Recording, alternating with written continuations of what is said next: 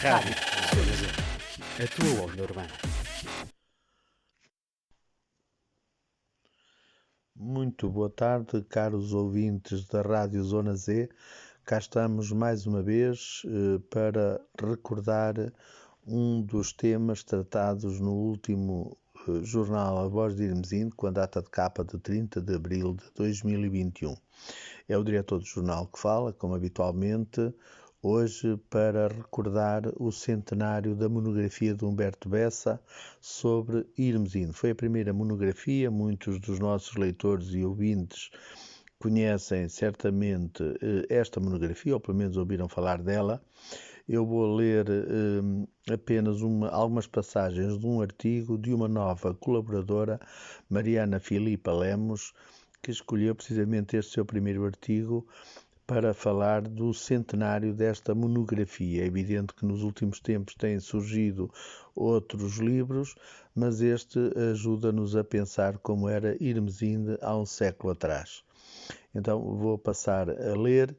Diz assim: 2021 assinala o centenário da existência de Irmesinde, monografia de Humberto Bessa, publicada pela Companhia Portuguesa Editora na cidade do Porto, no decorrer do ano de 1921. O escritor, já mencionado no nosso jornal em janeiro de 2011, a propósito do centenário da República, é o primeiro autor que encontramos ao longo da história a dedicar uma publicação exclusivamente a Irmesinde. Humberto Godofredo Ferro de Bessa nasceu em Bragança a 10 de setembro de 1878 e cursou entre 1898 e 1899 o Instituto Industrial e Comercial do Porto e a Escola do Exército, onde frequentou o curso de Administração Militar.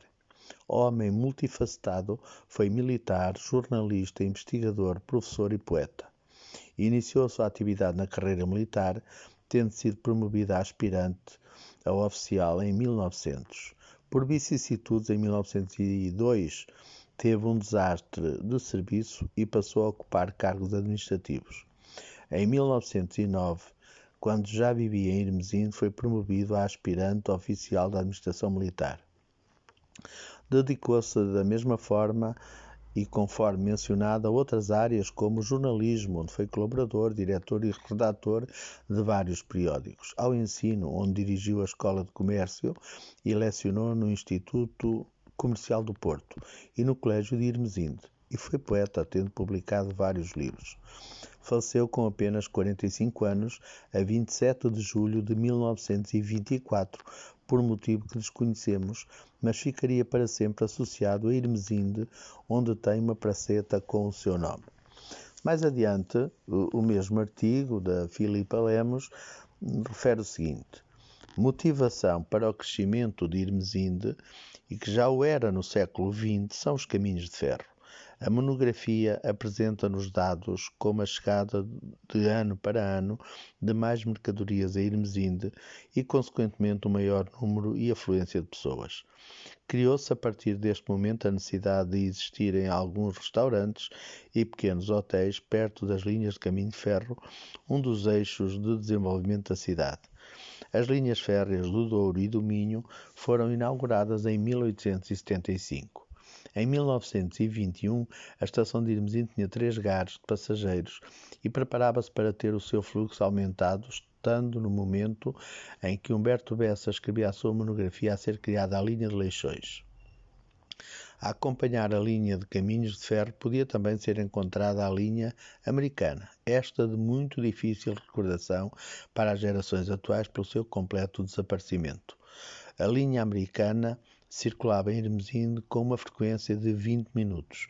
Inaugurada em 1916, ligava a Praça Dom Pedro, atual Praça da Liberdade no Porto, a Irmesinde, terminando o seu percurso sensivelmente a meio do caminho entre a estação de caminhos de ferro e a antiga Igreja Matriz. O republicanismo é também um tema particularmente caro nesta leitura, onde o papel de Amadeu Vilar é destacado e infelizmente é salientado também o saque de que a Junta de Paróquia foi alvo quando a instauração da República. Neste saque foram roubados os livros com mais de 250 anos sobre a história da cidade, fontes ainda hoje desaparecidas e que tão úteis seriam a qualquer investigação sobre a história local. No capítulo dedicado aos edifícios mais importantes da cidade, pode ser recordado um calvário que existiu junto à ponte do caminho de ferro na Travagem, sobre um monte e que infelizmente foi demolido para a junta ceder o terreno a um particular. Calvário este descrito por Humberto Bessa como um local intensamente pitoresco e poético e que deveria satisfazer a devoção da população. Quando lemos estas páginas, conseguimos ainda compreender que Humberto Bessa não previa a demolição da antiga Igreja Matriz em 1968, dedicando-lhe parcas linhas de descrição e muito superficiais, em comparação com a descrição que realiza de outros temas, como a longa descrição do convento da Mão Poderosa. Denotamos ainda a mudança dos tempos quando atentamos que nesta monografia Humberto Bessa descreve todos os negócios, indústrias, casas e lugares pelos nomes dos seus proprietários, desde os considerados mais ricos até aos agricultores, e nomes dos seus casais e campos. Melhor que a nossa justa homenagem, como forma de comemoração desta centenária monografia da cidade, fica o nosso convite aos leitores que consultem a versão ilustrada pelo autor, em reprodução fotocopiada na Biblioteca da Vila Beatriz, onde está disponível. E pronto, terminamos hoje este apontamento recordando há 100 anos Irmesinde. Um abraço e até para a semana. Rádio, a tua onda urbana.